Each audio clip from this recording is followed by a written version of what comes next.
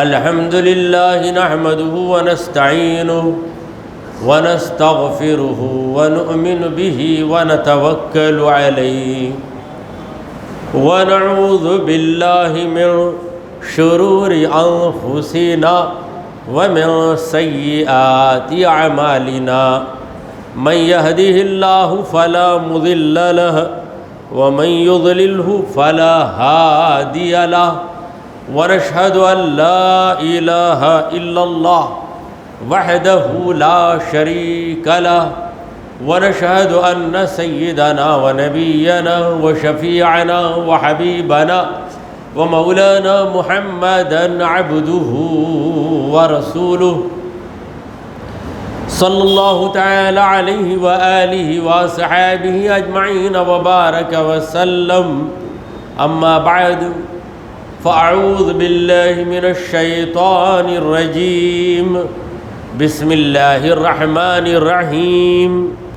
ألا إن أولياء الله لا خوف عليهم ولا هم يحزنون الذين آمنوا وكانوا يتقون. صدق اللہ مولانا العظیم. حاضرین محفل اور معزز خواتین، السلام علیکم ورحمۃ اللہ وبرکاتہ. اللہ رب العزت جل وعلا کی ہم پر بے پناہ مہربانی ہے کہ اس نے ہمیں آقائے نامدار احمد مختار مدنی تاجدار دونوں جہاں کے سردار حضرت محمد مصطفیٰ رسول خدا صلی اللہ تعالی علیہ وآلہ وسلم کی بابرکت امت میں پیدا فرمایا. سامعین کرام، آج کی یہ محفل الحمدللہ اس مسجد میں ہر سال سجائی جاتی ہے. کب سے سجائی جاتی ہے یہ اللہ ہی بہتر جانے، مگر جب سے ہمیں شعور آیا تب سے ہم دیکھ رہے ہیں کہ ہر سال اس مسجد میں، مسجد اصلاح سازہ میں 11ویں شریف کی محفل بڑی پابندی کے ساتھ منائی جاتی، کیونکہ اس مسجد کے خادم، متولی، سیکریٹری اور اراکین، بلکہ یہاں کے امام، مؤذن،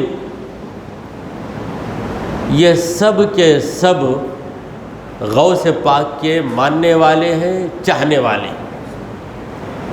اسی لیے تو یہ جلسہ مناتے. اگر ماننے والے نہ ہوتے تو کیوں مناتے؟ مناتا وہ ہے جو مانتا ہے، مناتا وہ ہے جو مانتا ہے. الحمدللہ ہم سب ماننے والے ہیں اور منانے والے. دیکھیے، اللہ والوں کا جلسہ ہم منائیں تو ہمارا مقصد کیا ہے؟ دنیا میں کئی جلسے ہوتے ہیں، سیاسی لیڈروں کے جلسے بھی منائے جاتے ہیں، بڑے بڑے نامور تاجروں کے جلسے بھی منائے جاتے ہیں، اور دنیا کے بڑے بڑے تعلیم یافتہ لوگوں کے جلسے بھی منائے جاتے ہیں. تو ہر ایک کا ایک مقصد ہوتا. اگر تعلیم یافتہ آدمی کا جلسہ منایا جائے تو اس کے علم، اس کی نالج کی قدر کرتے ہوئے، اگر کسی بڑے تاجر کا جلسہ منایا جائے تو تجارت میں اس کا جو ٹیلنٹ، جو صلاحیت ہے، اس کا اعتراف کرتے ہوئے، اسے تسلیم کرتے ہوئے. اب ہم جو اللہ والے کا جلسہ مناتے ہیں، یہ اللہ والے کا جلسہ ہم اس لیے مناتے ہیں کہ ہم اپنے رب کو منانا چاہتے ہیں. کیا اے پروردگار، ہم تیرے ہیں اور جو تیرا ہے وہ ہمارا، جو تیرا ہے وہ ہمارا ہے، وہ ہمارے اپنوں سے بڑھ کر ہے. غوث العظم تیرے ہیں اے پروردگار، وہ ہمارے. خواجہ اجمیری تیرے ہیں اے پروردگار وہ ہمارے، حضرت بندہ نواز گیسو دراز تیرے ہیں تو وہ ہمارے۔ حدیث پاک میں آتا ہے کہ الحب فی اللہ والبغض فی اللہ، ایمان کی دو علامتیں رسول کریم صلی اللہ تعالی علیہ وآلہ وسلم نے ایمان کی یا مومن کی دو علامتیں بتائی۔ پہلی علامت الحب فی اللہ، اللہ کے لیے محبت کرنا، اور دوسری علامت البغض فی اللہ، اللہ کے لیے نفرت کرنا۔ تو اولیاء کرام سے جو ہماری محبت ہے یہ الحب فی اللہ کے دائرے میں، اللہ کے لیے محبت کرتے ہیں۔ سب سے زیادہ محبت جس کی ہمارے دل میں ہونی چاہیے وہ ہے ہمارے نبی کریم حضرت محمد مصطفیٰ رسول خدا صلی اللہ تعالی علیہ وآلہ وسلم۔ حضور نے فرمایا احب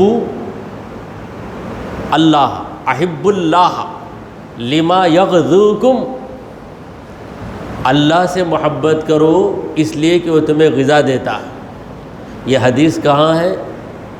معتبر کتابوں میں ہے، مگر منکروں کی ایک کتاب ہے فتاوی ابن تیمیہ۔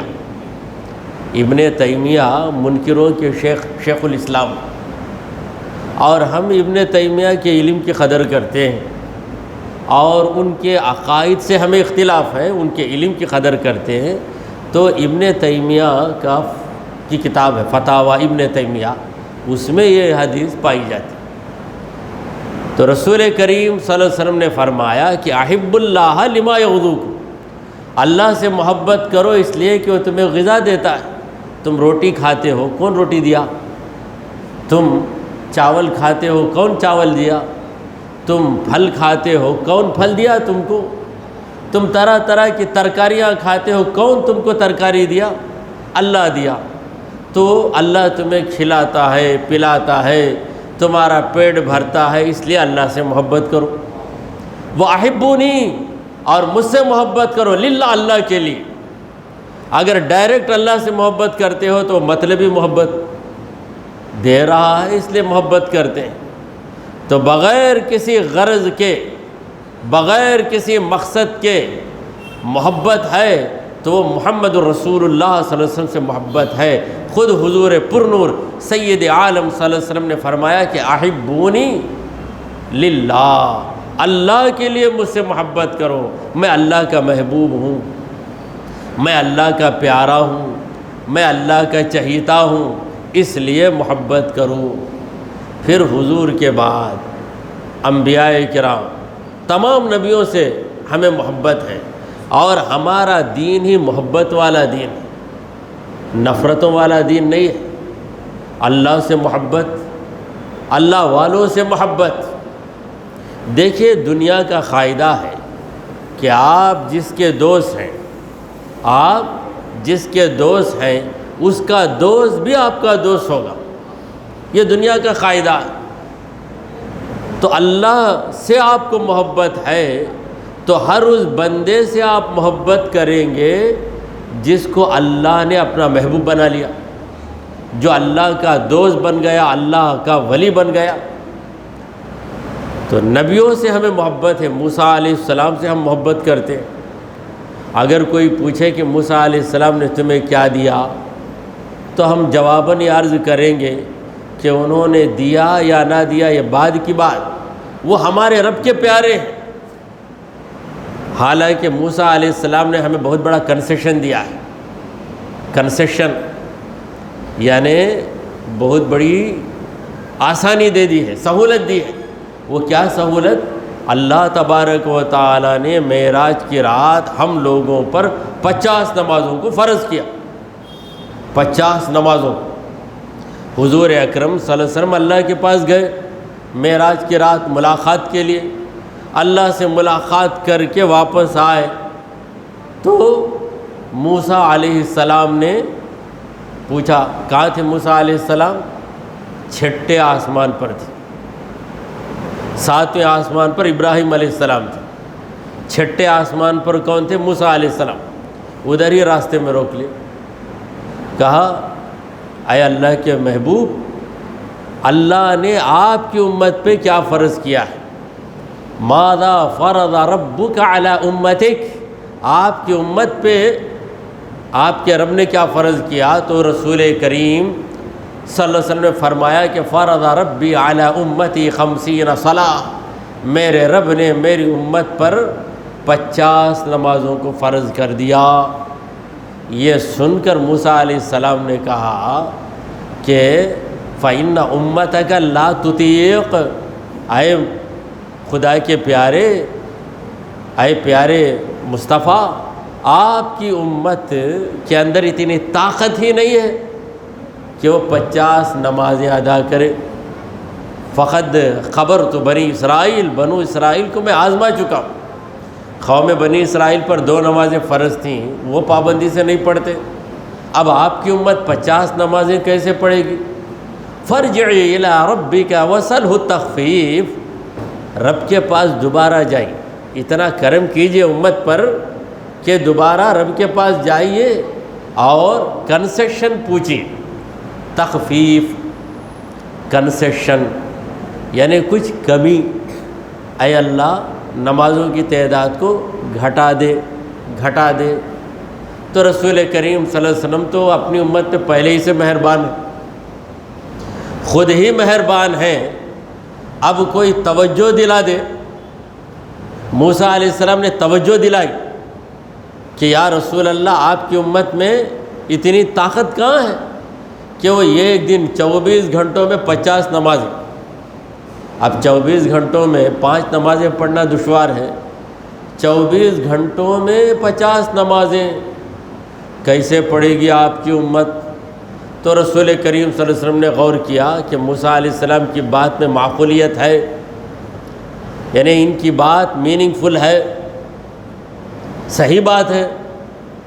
میرا رب تو ہمیشہ مہربان، اور آج اس کی مجھ پر خصوصی مہربانی، کیوں نہ میں فائدہ اٹھا لوں. تو نبی کریم صلی اللہ علیہ وسلم دوبارہ گئے، یعنی چھٹے آسمان سے 7ویں میں گئے، اس کے اوپر گئے جہاں جانا تھا. جا کر اللہ سے فریاد کیا، اے پروردگار میری امت پہ رحم کر دے. 50 نمازیں میری امت نہیں پڑھے گی، کچھ گھٹا دے. تو اللہ تعالیٰ نے کہا کہ اے محمد صلی اللہ علیہ وسلم، ہم تمہاری امت سے 5 نمازوں کو گھٹا دیتے ہیں. اب 40 پر 5 نماز، انسٹیڈ آف 50 اونلی 45، 50 کے بدلے صرف اور صرف 40 پر 5، 45 نماز. حضور صلی اللہ علیہ وسلم واپس آ گئے. پھر موسیٰ علیہ السلام نے کہا کہ اے اللہ کے آخری رسول، اے محمد صلی اللہ علیہ وسلم، آپ کی امت یہ 45 نمازیں بھی نہیں پڑھے گی. آپ دوبارہ جائیے، دوبارہ اللہ سے کمی کی فریاد کیجیے. ارجع الی ربک وسلہ التخفیف، دوبارہ رب کے پاس جائیے اور رب سے تخفیف کا مطالبہ کیجیے، کنسیشن مانگ کر آئیے. تو حضور کا کرم دیکھیے ہم پر، پھر دوبارہ جاتے. آج ایک بار جا کر ہم کہیں آ جائیں، دوبارہ کیا بار بار جانے کی پریشانی. اگر ہمارا بیٹا ہی ہم سے کہے کہ ایک چیز لے کے آ جاؤ، جا کے ہم لے کر آ گئے، کیا کرنا، میرا بیٹا بولا، پھر بولا ابا معاف کرنا بھول گیا میں، ذرا یہ چیز لے کر آؤ. کیا ابا کتنے بار پھر آئے گا؟ تو یہ ہم اپنے بیٹے پہ مہربان ہونے کے باوجود ہماری مہربانی کہیں کیا ہو جاتی ہے، تھک جاتی. لیکن محمد مصطفیٰ صلی اللہ علیہ وسلم وہ مہربان ہیں کہ اللہ تعالیٰ نے کہا کہ وَبِالْمُؤْمِنِينَ رَءُوفٌ الرحیم، مومنوں پر تو وہ بڑے مہربان، بڑے ہمدرد ہیں. تو دوبارہ جانا بھی حضور نے گوارا کر لیا. تو ایسا جاتے آتے موسیٰ علیہ السلام پھر کہتے 9 بار جا کر آ گئے. تو 9 بار گئے تو 9 اور 5، 9 کو 5 میں ضرب دے دو، 9 into 5 45 نمازیں، 40 پر 5 نمازیں گھٹ گئیں. اب 2 ڈیجٹ جا کے 1 ڈیجٹ ہو گیا، صرف 5 نماز۔ تو 5 نمازیں لے کر آئے تو موسیٰ علیہ السلام نے کہا کہ اے پیارے مصطفیٰ، آپ کی امت 5 نمازیں بھی نہیں پڑھ سکی۔ تب حضور نے کہا کہ میری امت نہیں پڑھے گی، اس بات کا میں انکار نہیں کرتا، مگر ما زلت اراجع ربی حتی استحییت، میں اتنی بار میرے رب کے پاس گیا ہوں، 9 بار جا کر آ گیا، اب مجھے شرم آتی، اس کے بعد میں جانا نہیں چاہتا۔ تو 50 نمازیں 5 بن گئی۔ یہ کس کی وجہ سے ہوا؟ موسیٰ علیہ السلام کی وجہ سے ہوا۔ اتنی بڑی مہربانی ہے موسیٰ علیہ السلام کی۔ اگر وہ حضور کی توجہ نہ دلاتے تو حضور تو ہم پر مہربان ہے، اس میں کوئی شبہ نہیں ہے، مگر توجہ دلانے والے کون تھے؟ اسی لیے ہم کہتے ہیں کہ وسیلے کی بھی قدر کرو، وسیلے کی قدر کرو۔ تو یہاں وسیلہ کون ہے؟ موسیٰ علیہ السلام ہی وسیلہ۔ کسی کو اچھی نوکری مل گئی، سرکاری نوکری، بڑی بھاری نوکری ہے آج کل، گورنمنٹ سرونٹ، کسی کو سرکاری نوکری مل گئی تو جس کے ذریعے یہ نوکری ملی زندگی بھر اس کا احسان مانتا، بھئی یہ صاحب ریکمنڈ کرنے کی وجہ سے، ان کی سفارش کی وجہ سے مجھے کام مل گیا، آج میں کھا لے پی لے کر اچھا ہوں، میں ہاتھ بھر کر پینشن لیتا ہوں۔ کون؟ ان کے باوجود میرے واسطے کوشش کرے، تو سروس بھی ہو گئی، ریٹائر بھی ہو گیا، لیکن پھر بھی یاد رکھتا۔ تو 5 نمازیں پڑھتے پڑھتے ہم موسیٰ علیہ السلام کو یاد کرنا، یہی انسانیت کہ موسیٰ علیہ السلام نے ہمارے نبی کی توجہ ہماری کمزوری کی طرف کی کہ آپ کی امت کمزور ہے، اے پیارے مصطفیٰ آپ کی امت کمزور ہے۔ یہ توجہ دلانے والے کون تھے؟ حضرت موسیٰ علیہ السلام۔ بہرحال نبیوں سے ہماری محبت، شہداء سے ہماری محبت، ولیوں سے ہماری محبت للہ، اللہ کے لیے، اللہ کے لیے۔ تو غوث پاک رضی اللہ تعالیٰ عنہ کا یہ جلسہ ہے۔ ہمارے غوث پاک کیا ہے؟ اللہ کے ولی ہے۔ اس بات کو ولیوں نے تسلیم کیا، بڑے بڑے ولیوں نے ہمارے غوث پاک کی شان میں قصیدے لکھے، بڑے بڑے ولیوں نے۔ خواجہ غریب نواز غوث پاک کی شان میں قصیدہ لکھتے ہیں، حضرت خواجہ قطب الدین بختیار کاکی وہ بھی ایک قصیدہ لکھتے ہیں، ہمارے خواجہ بندہ نواز، پھر نظام الدین اولیاء، ان تمام بزرگوں نے غوث پاک کے بارے میں کچھ نہ کچھ کہا ہے، لکھا ہے۔ یہ سب اولیاء شعراء تھے، شاعری کرتے تھے، مگر ان کی شاعری پاکیزہ شاعری۔ ہر شاعر کی شاعری پاک نہیں ہوتی، مگر اللہ والا شاعری کرتا ہے تو اس کی شاعری پاک ہوتی ہے۔ دیکھیے قرآن مجید میں ایک سورہ ہے، سورہ کا نام ہے سورۃ الشعراء، سورۃ الشعراء، شاعروں کا سورہ۔ اس سورے میں کئی باتیں ہیں، مگر شاعروں کے بارے میں اللہ نے ایک آیت اتاری، الشعراء یتبعہم الغاوون۔ الشعراء، جو لوگ شاعری کرتے ہیں ان کے پیچھے چلنے والے بھٹک جاتے ہیں۔ الم تری انہم فی کل واد یہیمون، کیا تم نہیں دیکھتے کہ وہ ہر میدان میں چکر لگاتے ہیں؟ شاعر جو جی میں آتا ہے بولتا ہے، وَيَقُولُونَ مَا لَا يَفْعَلُونَ، اور وہ بات بولتے ہیں جو کرتے نہیں، جو نہیں کر سکتے وہ بولیں گے۔ ایک شاعر بولا، رویا تھا تیری یاد میں کل رات اس قدر، کیا بول رہا ہے؟ رویا تھا تیری یاد میں کل رات اس قدر، عرش بری پہ ہو گیا پانی کمر کمر۔ یعنی اتنا رویا کہ اس کی آنسوؤں کا پانی مدراس کی بارش کے پانی سے بھی بڑھ گیا، پوری دنیا پہ چھا کر ساتوں آسمانوں کو ڈبو کر عرش بری پر بھی کوئی چل کر جائے تو کمر تک پانی رہے گا۔ تو ایسی بات شاعر لوگ شعراء کرتے، مگر اللہ نے شاعروں کی مذمت کر کے ان کی برائی بیان کر کے کہا الا الذین آمنوا، مگر جو لوگ مومن ہیں ان کی شاعری ایسی نہیں۔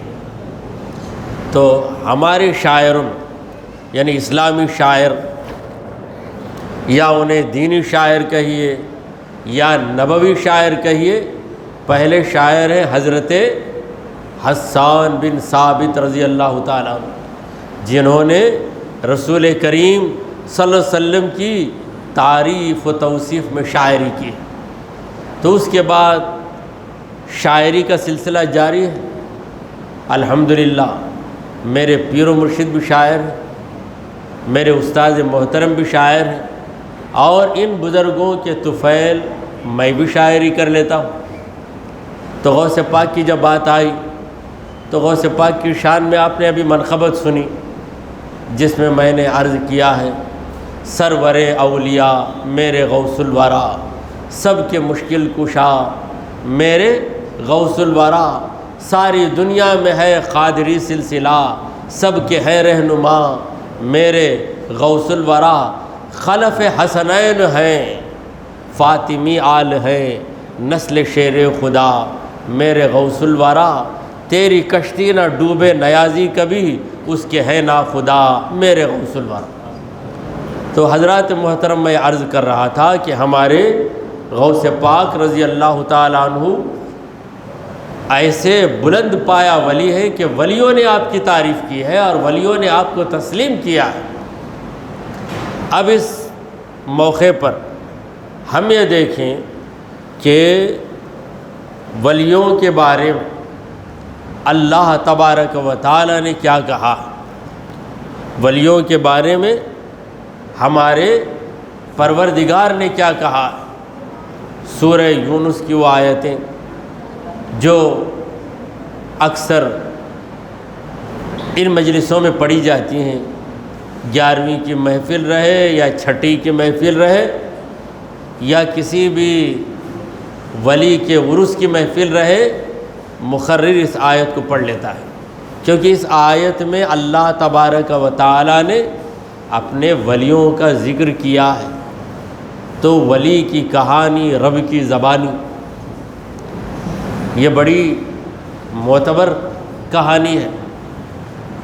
تو اللہ تبارک و تعالی نے اپنے ولیوں کے بارے میں کہا کہ الا ان اولیاء اللہ لا خوف علیہم ولا هم یحزنون، اللہ کے جو اولیاء ہیں ان کے اندر دو نمایاں خصلتیں ہیں، دو خصلتیں۔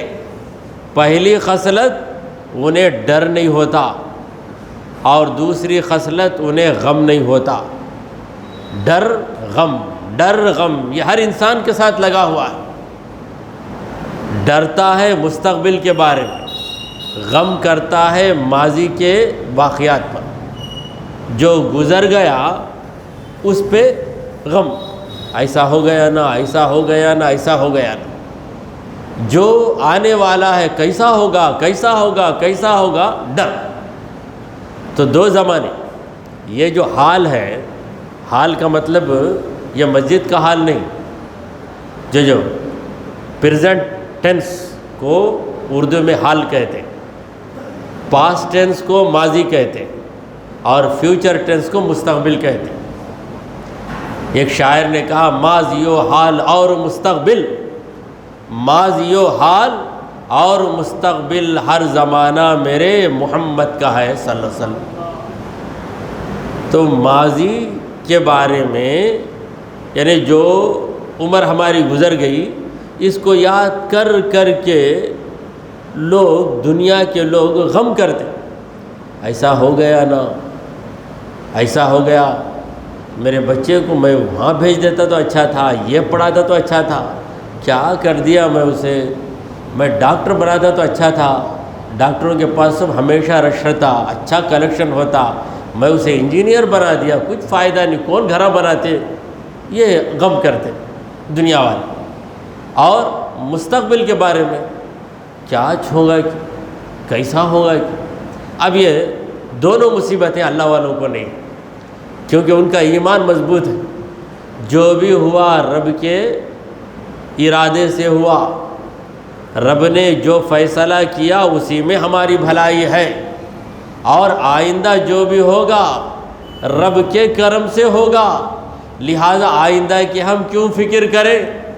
تو ان کی زندگی بڑی خوشحال زندگی، اللہ والوں کی زندگی، اور جو اللہ والے کی صحبت میں رہتا ہے وہ اگرچہ کہ معمولی انسان ہو، عبادت میں کمزور رہے، علم میں کمزور رہے، مگر اللہ والے کی صحبت سے وہ بھی اللہ والا بن جاتا ہے، یعنی دل کی کیفیت بدل جاتی ہے، اس کی دل کی کیفیت بدل گئی تو اب اس کی زندگی خوشی کی زندگی، نہ گئے ہوئے حالات پر وہ غم کرتا ہے، نہ آنے والی زندگی کے بارے میں وہ ڈرتا ہے، بلکہ مست زندگی گزارتا ہے۔ تو ولی کی صحبت، اب نبی کی صحبت ہمیں نہیں مل سکتی، نبی سے نسبت ہے، نبی کا فیضان ہے، نبی کا دیدار بھی ہے، مگر جو صحبت صحابہ کو ملی نبی کی وہ ہم کو نہیں مل سکتی۔ اگر مل جائے تو ہر دور کا آدمی صحابی بن جائے گا۔ تو صحابیوں کا ایک دور، وہ دور ختم ہو گیا۔ کب سے ختم ہوا؟ جب نبی کریم صلی اللہ علیہ وسلم اس دنیا سے رخصت ہو گئے، آپ نے پردہ فرما لیا، تو اس کے بعد جو لوگ آئے وہ صحابی نہیں بن سکتے۔ تو نعمت اللہ نے جن کے لیے طے کی ان کو نعمت مل گئی، صحابہ کو۔ اسی لیے صحابہ کے بارے میں ہم کیا کہتے ہیں؟ ان کے رتبے ہیں سوا، ان کے رتبے ہیں سوا، ان کے سوا مشکل ہے۔ تو اس جملے میں دو سوا ہے۔ ایک سوا کا معنی ہے بڑھ کر، ان کے رتبے ہیں سوا، ان کے رتبے بہت بڑے ہیں، ان کے سوا مشکل ہے، یعنی ان کے علاوہ کسی کو مل نہیں سکتا وہ رتبہ، ان کو مل گیا مل گیا۔ تو صحابی کا درجہ کیا ہے؟ آج لوگ یوٹیوب کے اندر مختلف مسلک کے لوگوں کی باتیں سن کر صحابہ کا جو ادب کرنا چاہیے اس میں کوتاہی کر رہے ہیں۔ صحابہ کے بارے میں بزرگان دین کا عقیدہ کیا تھا؟ حضرت غوث پاک سے کسی نے حضرت معاویہ کے بارے میں پوچھا، کیا ہے غوث پاک، حضرت معاویہ کے بارے میں آپ کیا کہتے ہیں؟ کیونکہ معاویہ صحابی ہے، مگر ان کا ناخلف بیٹا یزید، جس نے کربلا میں اتنی بڑی فوج بھیجی اور نواسہ رسول کا قتل ہوا، نواسہ رسول مظلومانہ شہید ہوئے، تو وہ اس یزید کے باپ معاویہ، تو آپ کیا کہتے ہیں؟ تو غوث پاک نے کہا کہ حضرت معاویہ صحابی ہیں، ان کے بیٹے کی بات چھوڑو، وہ صحابی ہیں، میں ان کی اتنی قدر کرتا ہوں کہ ان کے گھوڑے کے پیر میں جو گرد ہے اس گرد کو بھی میں قابل تعظیم سمجھتا ہوں، بلکہ خود سے افضل سمجھتا ہوں۔ یہ عقیدت، لوگ کہیں گے مبالغہ، وہ کیسا، وہ گرد مٹی مٹی کیسا بہتر ہو جائے گی؟ وہ مٹی مٹی ہے، مگر اس مٹی کو نسبت ہے ایک صحابی رسول سے۔ تو صحابہ کا مقام سمجھانے کے لیے ہمارے غوث پاک نے ایسی وضاحت کی۔ تو صحابہ کی بات آ گئی، جب صحابہ کی بات آئی تو ایک شعر مجھے یاد آیا۔ شاعر کہتا ہے، ادب گاہست زیر آسماں از عرش نازک تر، نفس گم کرد می آید جنید و بایزیدی جا. یعنی اس آسمان کے نیچے ادب کا ایک مقام ہے جو بڑا نازک ہے، بہت نازک مقام ہے. اس مقام پر جنید بغدادی آئیں یا بایزید بستامی آئیں، اتنے بڑے بزرگ بھی آئیں تو اپنے سانس کو دبا کر آتے ہیں، کیونکہ بے تکلفی میں زور سے سانس نہ نکل جائے اور ان بزرگوں کی بے ادبی نہ ہو جائے. وہ بزرگ کون ہے؟ صحابہ کرام. تو بایزید بستامی بڑے درجے کے ولی، جنید بغدادی بڑے درجے کے ولی. تو یہ بڑے درجے کے اولیاء، یہ بھی جب صحابہ کی بات آتی ہے تو خود کو ان کے سامنے چھوٹے محسوس کر دیں. وہ صحابہ، ان کی بات ہی جدا ہے، ان کے رتبے ہیں سوا، ان کے سوا مشکل ہے. تو ہم اہل سنت والجماعت اولیاء کی بڑی قدر کرتے ہیں، بڑی قدر کرتے ہیں، مگر اولیاء کو صحابہ کا درجہ نہیں دیتے. اس کے لیے علم کی ضرورت ہے. اب جس کے پاس علم ہی نہیں ہے اسے کیا پتہ کہ کس کو کیا درجہ ہے. اگر بے علم سے پوچھو کہ خواجہ غریب نواز کا درجہ بڑھ کر ہے یا حضرت بلال حبشی کا درجہ بڑھ کر ہے تو وہ بے علم انسان کیا بھائی خواجہ بولے تو ان کا درجہ ان میں کسی طرح ملا سکتے کیا ہمیں بولے؟ اسے نہیں معلوم. اگر علم رہا تو بولے گا کہ خواجہ غریب نواز کا درجہ واقعی بہت بڑا ہے، مگر جب صحابی کی بات آتی ہے، بلال حبشی رضی اللہ تعالیٰ عنہ صحابی رسول ہے، بلال حبشی کے بعد ہی ہے خواجہ غریب نواز کا درجہ، مگر ان کے بعد درجہ ہونے کی وجہ سے ان کا درجہ نہیں گھٹ گیا، ان کا درجہ نہیں گھٹ گیا. جیسے 1,00,000 روپے بڑا اماؤنٹ ہے، اس زمانے میں وہ بھی بڑا اماؤنٹ نہیں، چھوٹا اماؤنٹ ہو گیا. 1,00,000 تو بہت سے لوگوں کی جیبوں میں ہوتا ہے. تو اس زمانے میں 1 کروڑ روپیہ بڑا اماؤنٹ ہے، مگر 1 کروڑ کے سامنے آپ اگر 1.5 کروڑ رکھ دو تو کون زیادہ مقدار والا ہے؟ کون بڑھ کر ہے؟ 1.5 کروڑ بڑھ کر ہے. 1.5 کروڑ بڑھ کر ہونے کے باوجود 1 کروڑ کا درجہ کم نہیں ہوا. 1 کروڑ اپنی جگہ بہت بھاری رقم ہے، لیکن جب 1.5 کروڑ کی بات آتی ہے تو اس سے یہ کم ہو جاتا. تو ولی کا درجہ بہت بڑا درجہ ہے، مگر جب صحابی کی بات آتی ہے تو اولیاء کا درجہ ان کے بعد ہے. یہ ہے اہل سنت والجماعت کا عقیدہ. تو حضرات محترم، ہمارے غوث پاک رضی اللہ تعالیٰ عنہ، آپ کے اندر یہ 2 خصلتیں اتنی نمایاں تھیں کہ جب غوث پاک رضی اللہ تعالیٰ عنہ کو بیٹا پیدا ہوتا، اللہ تبارک و تعالیٰ نے آپ کو 40 بیٹوں سے نوازا اور سب کے سب دینی خدمت میں لگ گئے. ہمارے غوث پاک کو 4 بیویاں تھیں، غوث پاک کی 4 بیویاں، اور چاروں سے اللہ تعالیٰ نے آپ کو اولاد سے نوازا، لڑکوں سے نوازا، لڑکیوں سے بھی نوازا.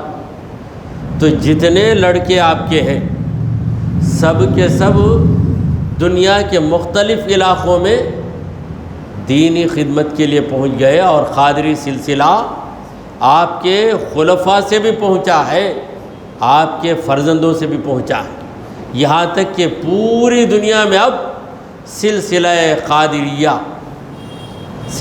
قادریہ پھیل چکا ہے. ساری دنیا میں ہے قادری سلسلہ، سب کے ہے رہنما میرے غوث الورا. تو جب آپ کو لڑکا تولد ہوتا تو آپ اس بچے کو اٹھاتے، بوسہ دیتے، یہ سارے کام سنت ہے. ہمارے غوث پاک کہتے کہ اے بچے تو اللہ کی امانت ہے. یہ ایک نرالی گفتگو تھی، غوث پاک کی ایک نرالی گفتگو. تو اللہ کی امانت ہے، اگر اللہ تجھے میرے پاس رکھے گا تو میں اللہ کا شکر گزار ہوں. اگر وہ اس کی امانت کو مجھ سے چھین لے گا تو میں شکایت نہیں کروں گا، میں شکایت نہیں کروں گا. تو آپ بظاہر بچے سے گفتگو کر رہے ہیں مگر پوری محفل کو سبق دے رہے کہ شکایتیں بند کر دو. آج ہمارا حال یہ ہو گیا ہے کہ شکایتیں ہمارے پاس زیادہ ہیں، شکر گزاری ہمارے پاس کم ہے. اللہ نے اپنے کلام پاک میں فرمایا وَقَلِيلٌ مِّنْ عِبَادِيَ الشَّكُورُ، قلیل من عبادی، میرے بندوں میں بہت کم لوگ ہیں. قلیل کا معنی ہے کہ کم لوگ، من عبادی میرے بندوں میں.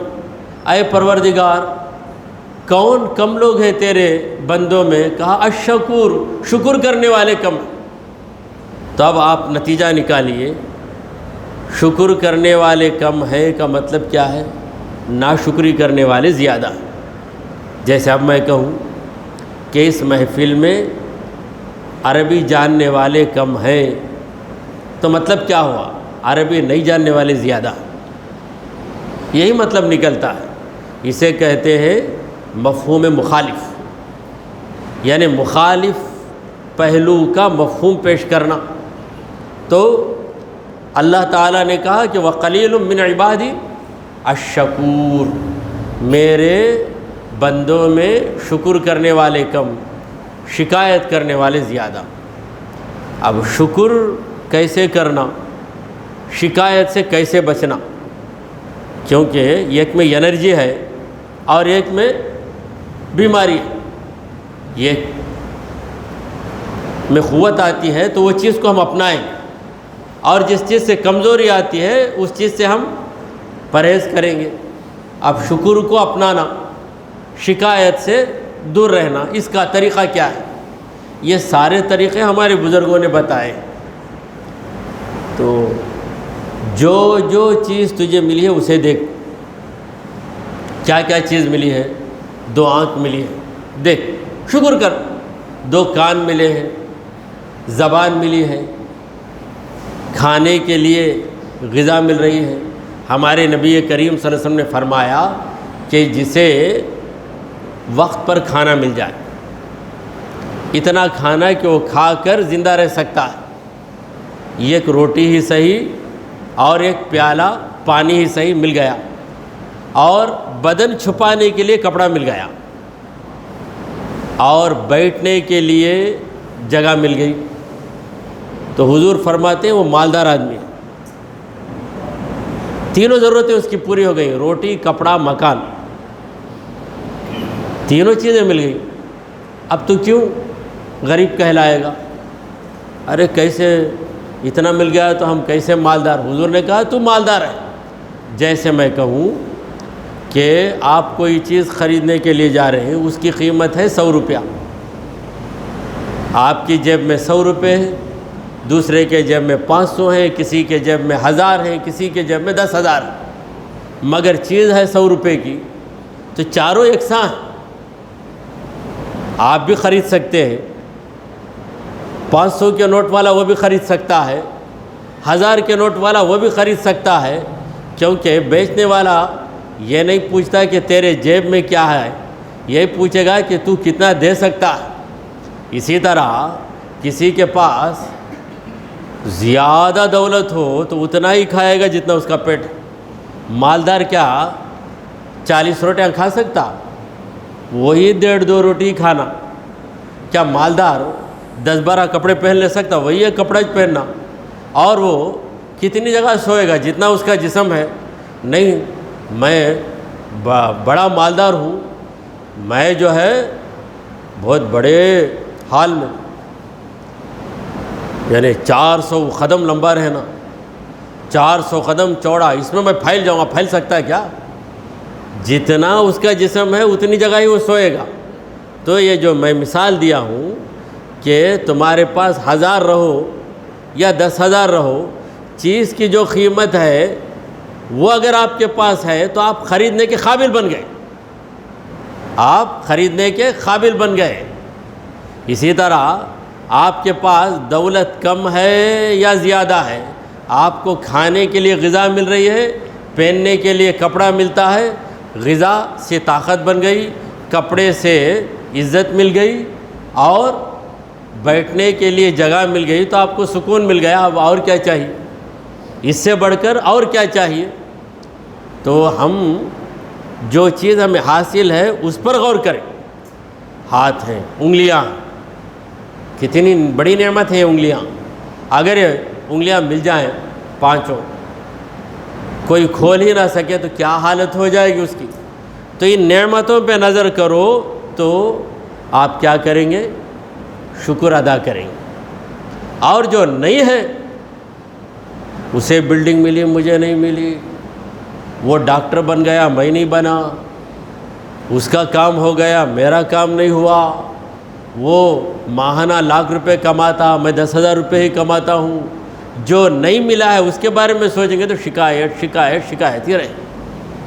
تو اسی لیے ہمارے نبی کریم صلی اللہ علیہ وسلم نے فرمایا کہ اسے دیکھو جو تم سے کمتر ہے، انظر الی من دونک ولا تنظر الی من فوقک، تیرے سے کم حیثیت والے کو دیکھ، تب کیا بنے گا؟ تو شکر گزار بن جائے گا۔ تیرے سے بڑی حیثیت والے کو دیکھے گا تو شکایت تو کرے گا ہی، حسد بھی کرنے لگے گا، یہ حسد کی بلا بھی تیرے اندر آ جائے گی۔ دیکھیے بکھری بکھری باتیں میں آپ کے سامنے کیا ہوں، یہ ساری باتیں در حقیقت تعلیمات غوث العظم، ہمارے غوث پاک کی تعلیم، اور غوث پاک کا مقصد یہی تھا کہ لوگ آپ سے علم حاصل کریں، لوگ دین پر قائم رہیں، اور لوگ دنیا سے دور رہیں۔ یہی ہمارے غوث پاک کی تبلیغ، غوث پاک کے وعظ و نصیحت کا مقصد ہے۔ تو میں اسی پر اپنی بات کو ختم کرتے ہوئے بارگاہ خداوندی میں دعا گو ہوں کہ پروردگارا، ہم نے جو کچھ کہا اور سنا اسے قبول فرما لے۔ اے اللہ ہمارے گناہوں کو معاف فرما، ہماری خطاؤں کو درگزر کر دے۔ اے رب کریم، ہم نے تیرے مقبول بندے بلکہ تیرے مقبولوں کے سردار حضرت غوث پاک کا تذکرہ کیا ہے، سنا ہے۔ اے پروردگار، اس تذکرے کے طفیل ہمارے اندر اللہ والوں کی خصلتیں پیدا فرما، دنیا کو ہماری نگاہوں میں حقیر بنا دے۔ اے رب کریم، ہمیں جذبہ اخلاص سے مالا مال فرما دے، ریاکاری کی نحوست کو ہم سے دور کر دے۔ اے رب کریم، ہمارا خاتمہ ایمان کی حالت پہ فرما۔ وصلی اللہ تعالی علی خیر خلقہ سیدنا و مولانا محمد وعلی آلہ واصحابہ اجمعین برحمتک یا ارحم الراحمین والحمد للہ رب العالمین۔